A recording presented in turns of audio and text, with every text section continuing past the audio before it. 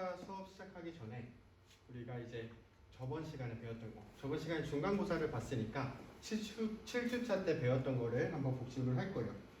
먼저 우리가 그때 배웠던 게 광각, 그리고 색각에 대해서 배웠었는데, 광각은 말 그대로 빛을 느끼는 거예요. 그래서 어두운 환경에서 빛을 얼마나 작게까지 했을 때까지 그 빛을 느낄 수 있는지를 보는 게 광각이라고 봐주시면 됩니다.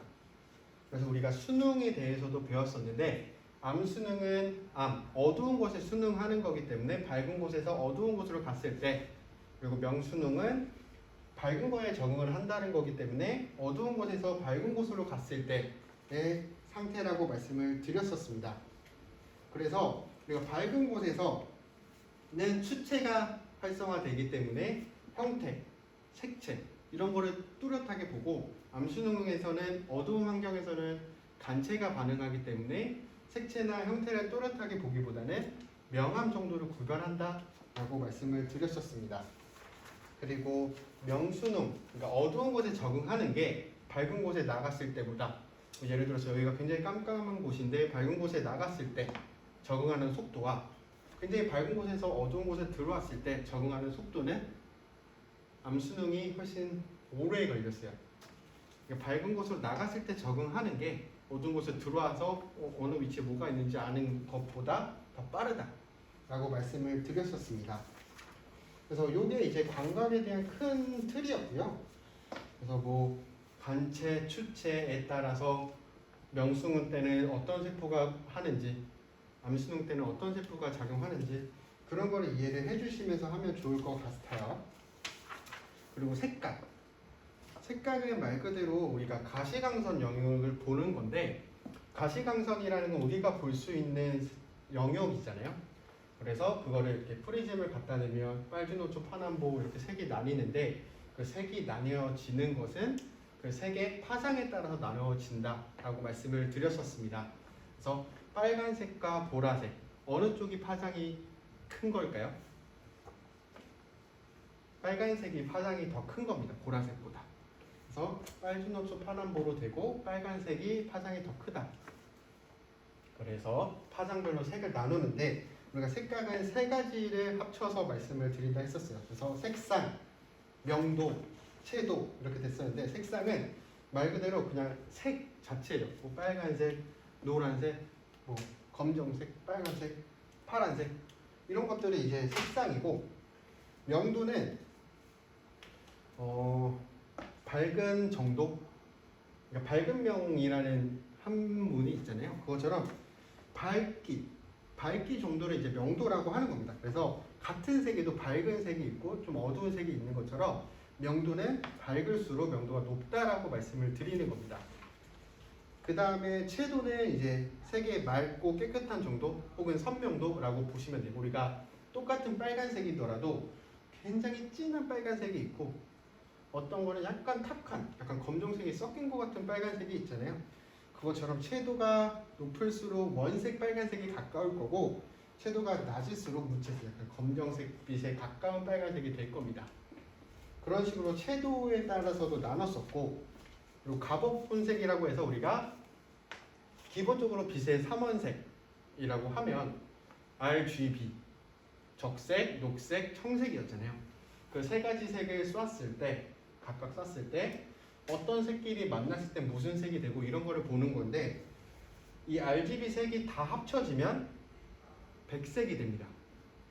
그리고 우리가 어떤 두 가지 색을 섞었을 때 백색이 된다 라고 하면 그게 이제 서로 보색 관계라고 말을 하는 거예요. 그래서 예를 들어서 A라는 색과 B라는 색의 빛을 섞었더니 백색광이 됐다. 그러면 이 두 색은 서로 보색 관계에 있다 라고 말씀을 드렸었습니다.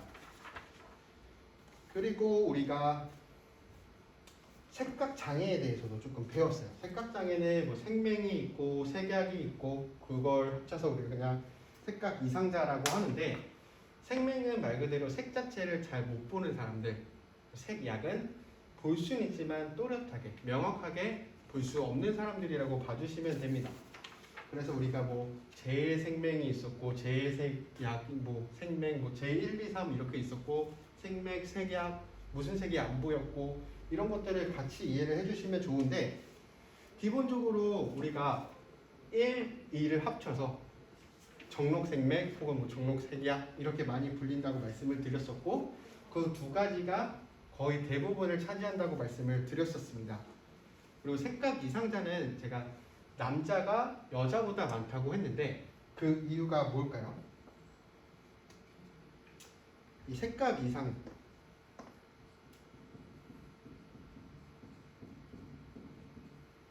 성용소체에 있고요. 그리고 열성 유전입니다. 이 두 가지 이유 때문에 남자한테 많아요. 왜냐? 성용소체 X에 있는데 이게 열성이기 때문에 여자인 사람이 색양이나 색각 이상이 되려면 두 개 다 이렇게 색각 이상 유전자를 가지고 있어야 돼요. 하지만 남자는 하나만 가지고 있어도 색각 이상이 나오는 거죠.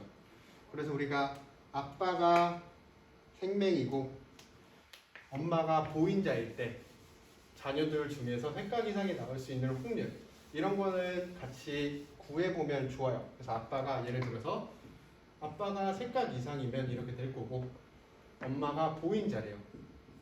색각 이상은 아니지만 그 유전자를 갖고 있는 보인자면 나올 수 있는 확률은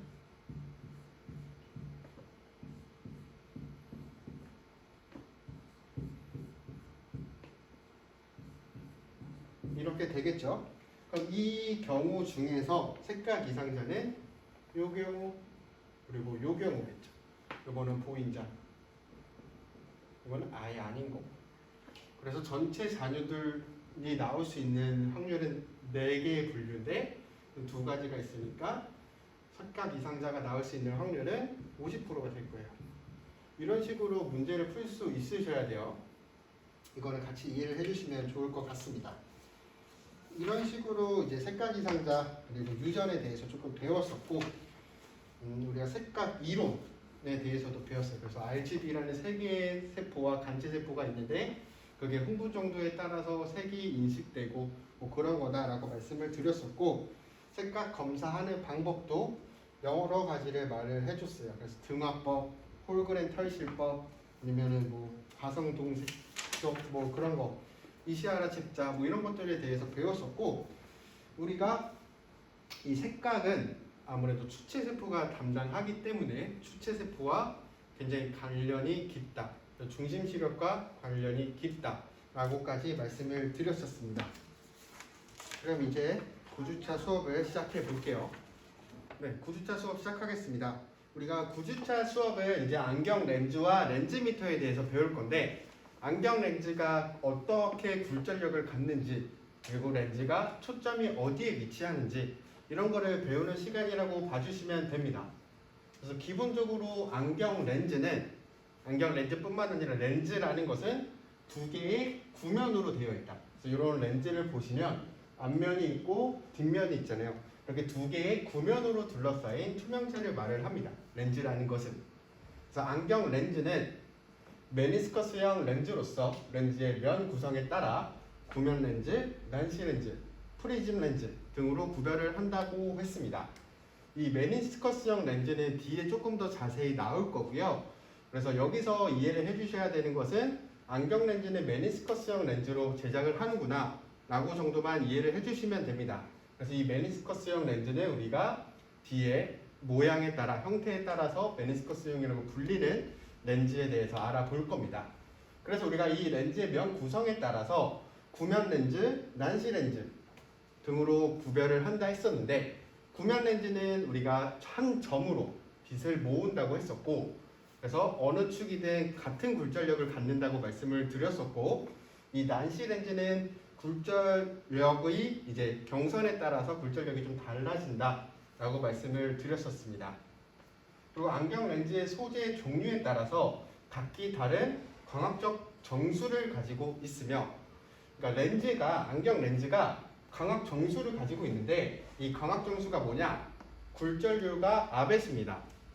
굴절률이라는 건 우리가 렌즈를 꺾을 수 있는 능력이라고 말씀을 했잖아요. 그래서 굴절률이 높으면 렌즈가 두껍지 않아도 많은 빛을 꺾을 수 있는 겁니다. 그래서 우리가 전에도 말씀드렸다시피 안경원 가셨을 때 뭐 압축이라고 소위 말을 하는 것들이 사실은 렌즈를 직접 압축을 하는 게 아니라 굴절률이 높은 렌즈를 쓰는 거예요. 그래서 굴절률이 높은 렌즈를 쓰면 더 얇아지는 겁니다, 렌즈가. 그리고 아배수는 색의 분산의 역수예요. 그래서 아배수가 높다라는 건 색이 분산되는 게 적다라는 거죠. 그러면 우리가 어떤 물체를 봤을 때 그 물체의 색이나 이런 게 분산이 되지 않는 거니까 아배수가 높다라는 건 상이 선명하게 보인다는 겁니다. 그래서 안경 렌즈는 종류에 따라서 굴절률, 아배수를 가지고 있으며 플라스틱 렌즈는 유리 렌즈보다 50% 정도 가볍다. 플라스틱 렌즈는 기본적으로 유리 렌즈보다 무게가 가볍습니다. 그 대신 유리 렌즈가 조금 더 상이 선명하고 그리고 좀 잘 깨질 수가 있어요. 플라스틱 렌즈보다 유리 렌즈가 조금 잘 깨지는 경우가 있지만 상이 선명하고 무겁다. 이렇게 생각을 해주시면 되고 안경 렌즈의 굴절률은 1.5에서 1.9 아배수는 30에서 60이다 라고 생각을 해주시면 돼요. 그래서 용도에 따라서 시력 교정하는 것도 있고 혹은 눈의 밑이 사시나 사위를 치료하는 안위 교정용이 될 수도 있고 차광용이라고 해서 선글라스처럼 빛을 조금 차단해주는 차광용도 있고 레저, 스포츠용도 있을 겁니다. 그러니까 다양한 거에 따라서 안경 렌즈가 이렇게 구별이 된다고 생각을 해주시면 됩니다. 그래서 요번에는 조금 깊게 들어갈 거예요. 이제 렌즈의 초점에 대해서 알아볼 겁니다. 그래서 요 그림을 한번 이 칠판에 한번 해보겠습니다.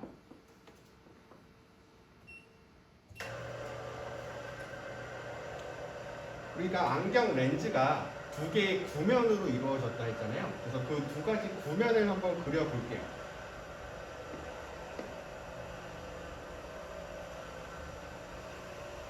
이렇게 두 개의 구면을 한번 그려봤습니다.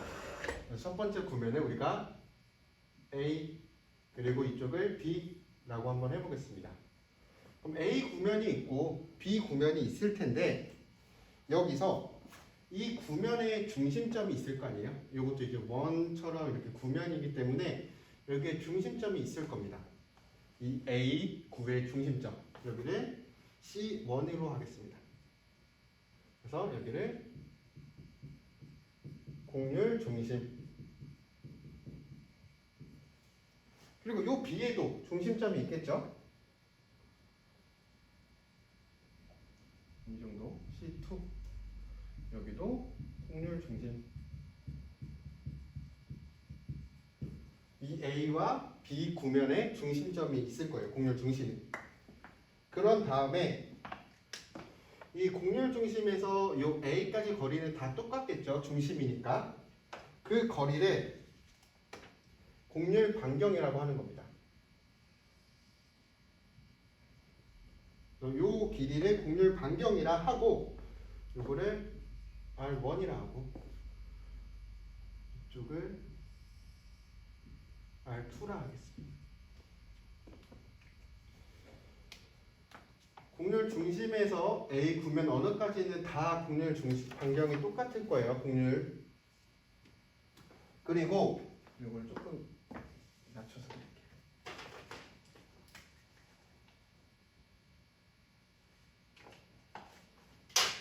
그래서 여기까지 이제 곡률 반경이라 하죠. 그 다음에 요 점 있죠. 이 중심점, 곡률 중심점 C2죠. 이 두 선을 이 두 점을 이을 겁니다.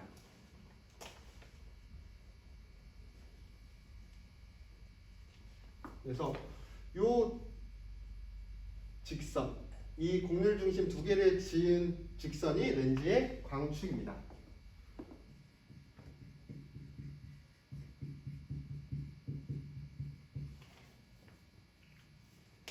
이해가 되셨을까요? 두 개의 구면이 있고 그 구면에 곡률 중심이 있고 그 곡률 중심에서 그 구면까지의 거리를 곡률 반경 그리고 두 곡률 중심을 이은 게 렌즈의 광축이 될 겁니다. 그러면 우리가 여기서 알아야 되는 게 이 곡률 반경 길이, 곡률 반경 길이에 따라서 어떤 게 더 커브지게 되는지 알아볼게요. 예를 들어서 이 곡률 반경이 길어졌다라고 생각을 해볼 거예요. 이 곡률 반경이 커지면 어떻게 될까요? 반지름이 큰 원이라고 생각을 하면 되겠죠. 그래서 뭐 예를 들어서 이런 원이 있고 이런 원이 있다. 그럼 곡률 반경의 길이는 이게 더 크죠. 그래서 곡률 반경이 커지면 더 큰 원이라고 봐주시면 돼요. 그러면 이 정도만 잘라서 볼게요. 이 정도만 잘라서 볼게요. 이 정도만 잘라서 봤을 때 어느 부분이 좀 더 커브가 질까요? 그렇죠. 곡률 반경이 짧은 게 더 곡률진 겁니다. 더 커브지어 있다 라고 봐주시면 돼요. 그래서 곡률 반경이 길어지면 곡률이 줄어든다. 더 평평해진다 라고 생각을 해주시면 됩니다. 그래서 우리가 혹시나 한쪽이 평면이고 한쪽이 구면이라고 하면 이렇게 평평한 평면은 곡률 반경을 무한대라고 하는 거예요. 그래서 이 곡률 중심이 무한대로 멀리 있으면 엄청 큰 원이기 때문에 이렇게 조그만 부분으로 보면 이렇게 평면처럼 보인다는 거죠. 왜냐면 그 커브가 굉장히 조금 있기 때문에 거의 평면처럼 보인다는 거예요. 이 중심이 무한대까지 가면. 그래서 평평하다는 것은 곡률 중심이 무한대에 있어서 곡률 반경이 무한대다 라고 생각을 해주시면 됩니다.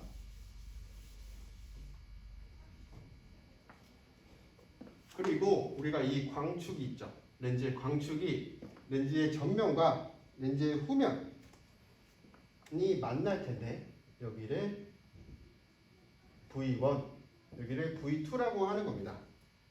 그래서 V1을 전측 정점, V2를 후측 정점이라고 하는데 그 둘 사이의 거리를 렌즈의 중심 두께라고 한다.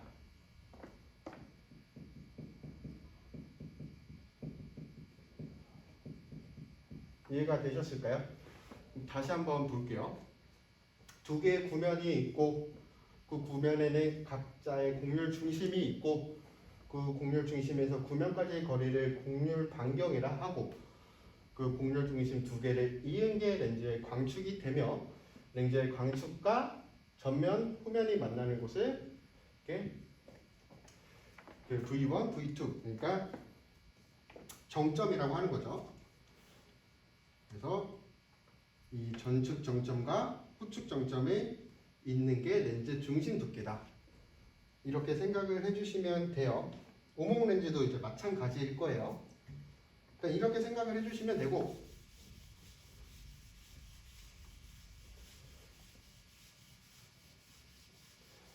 그러면 우리가 이제 초점이 문제는 조금 더 나갈 건데 기본적으로 구면을 봤을 때 곡률 중심이 있고 곡률 반경이 있고 그래서 곡률 반경이 커졌을 때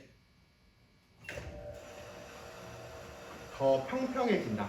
곡률 반경이 크다라는 것은 곡률 중심이 그만큼 멀리 있는 거니까 렌즈가 좀 더 평평해진다. 이렇게 생각을 해주시면 됩니다. 그럼 우리가 이 렌즈가 형상에 따라서 총 6가지로 크게 분류가 됩니다. 그래서 볼록 렌즈도 이렇게 3가지, 오목 렌즈도 3가지인데 양볼록 렌즈는 말 그대로 양쪽이 이렇게 볼록한 거예요. 그리고 평볼록은 한쪽은 평면, 한쪽은 볼록. 메니스커스형은 같은 방향으로 되어 있고 양오목도 양쪽이 오목하고 평오목도 한쪽이 평면, 한쪽이 오목. 그리고 오목 메니스커스는 양쪽이 다 같은 방향으로 되어 있다라고 봐주시면 됩니다. 근데 우리가 기본적으로 볼록 렌즈와 오목 렌즈의 차이점이라 하면 볼록 렌즈는 중심이 주변부보다 두껍다고 말씀을 드렸었고 이 오목 렌즈는 중심보다는 주변부가 두껍다고 말을 했습니다.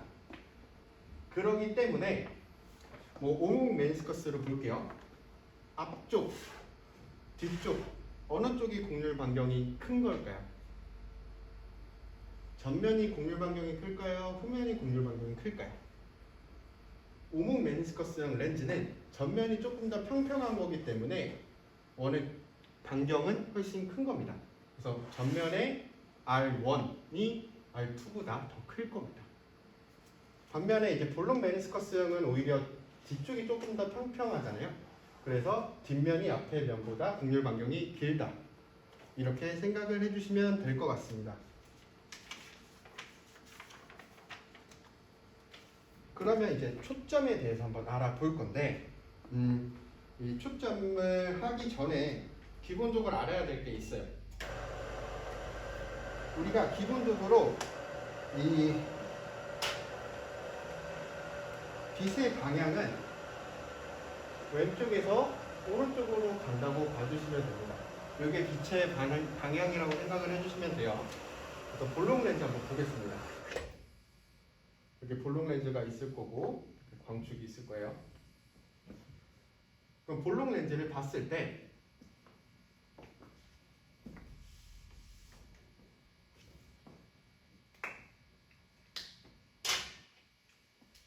이렇게 평행광선이 들어온다 하면 볼록 렌즈는 어떻게 될까요? 이 한 점으로 이렇게 모이겠죠, 빛이? 여기도 여기를 지나갈 겁니다. 이렇게 한 점에 모일 겁니다. 그럼 이 점을 뭐라고 하느냐?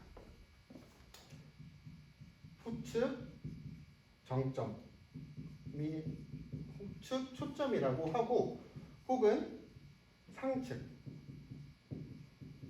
초점이라고 합니다. 이쪽에 빛이 이쪽에 상을 맺히는 거기 때문에 상측 초점 혹은 후측 초점이라고 하는 거예요. 그러면 이번에는 빛이 반대로 들어온다고 생각을 해볼게요. 빛이 이렇게 들어온다 라고 하면 여기에도 한 점에 이렇게 빛이 모이겠죠.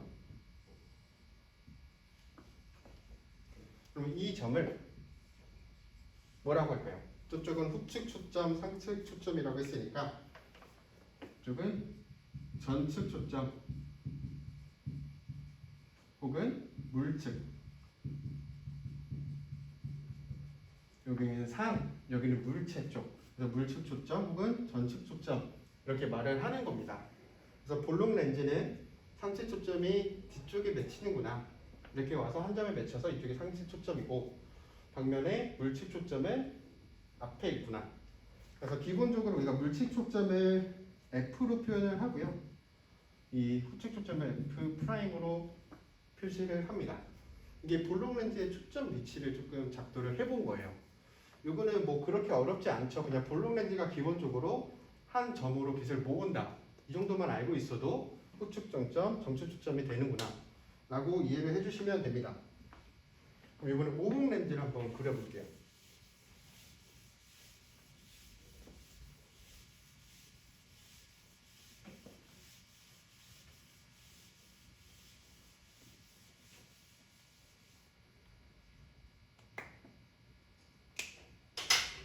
오목 렌즈도 똑같아요.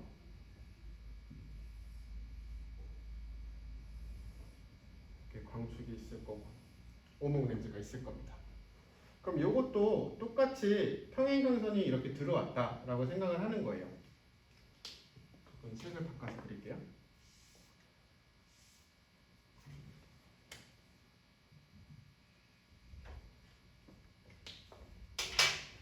평행광선이 이렇게 들어왔다. 그럼 오목 렌즈는 빛을 발산하잖아요. 그래서 퍼질 겁니다. 그러면 이 점은 한 점에 모이는 게 아니잖아요. 그래서 일반적으로 우리가 오목 렌즈는 한 점에서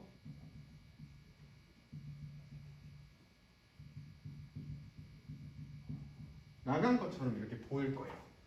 그러면 이 점을 이제 우리가 후축 정점이라고 하는 겁니다. 후축 혹은 상측.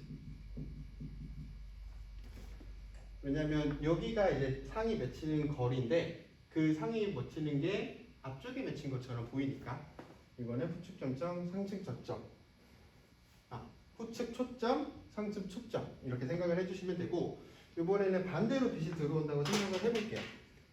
이번에는 이쪽으로 이렇게 평행광선이 들어온다. 그러면 빛이 이것도 이렇게 퍼져 보일 거예요.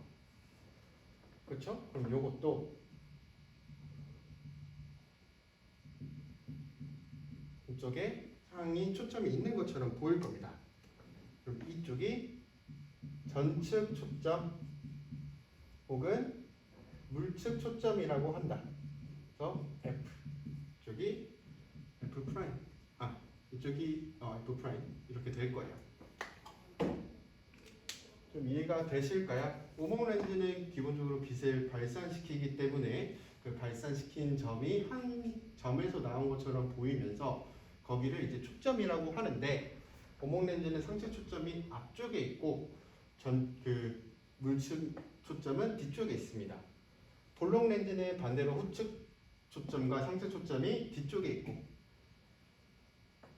요거는 작도를 하면 쉽게 나올 거예요. 그래서 기본적으로 상체 초점의 위치, 물측 초점의 위치, 그래서 볼록 렌즈는 어느 위치에 있는지, 오목 렌즈는 어느 위치에 있는지 이거를 이해하셔야 될 것 같습니다. 그래서 볼록 렌즈는 후측 초점, 상체 초점이 렌즈 오른쪽 부분에 있을 거고, 오목 렌즈는 렌즈 앞면에 있을 거예요. 왼쪽에. 이거를 이해를 해주시면 좋을 것 같습니다.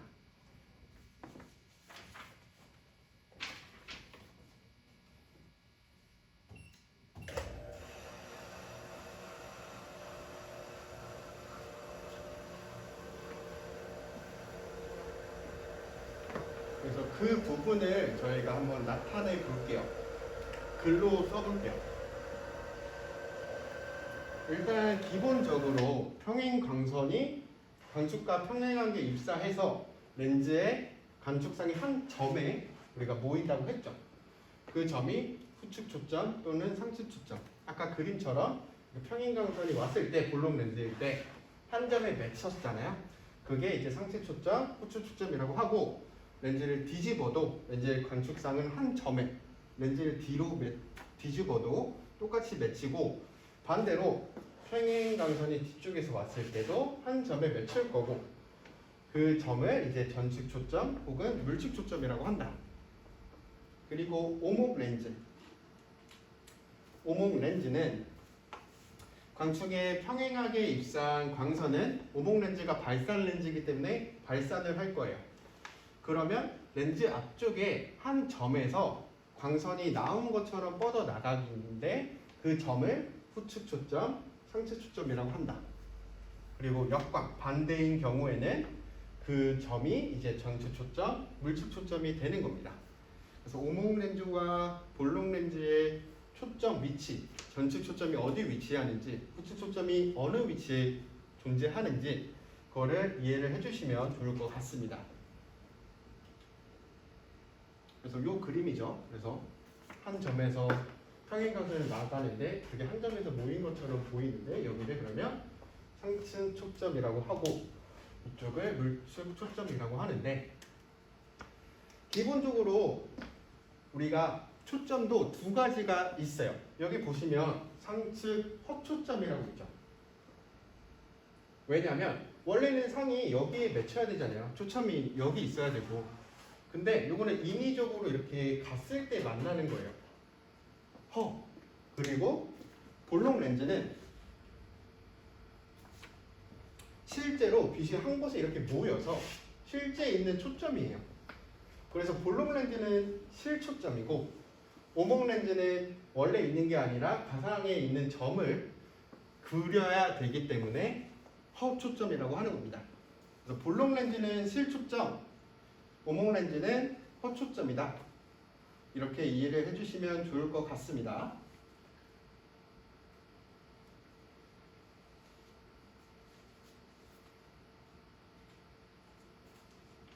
그래서 이 부분은 다음 시간에 이어가도록 하겠습니다.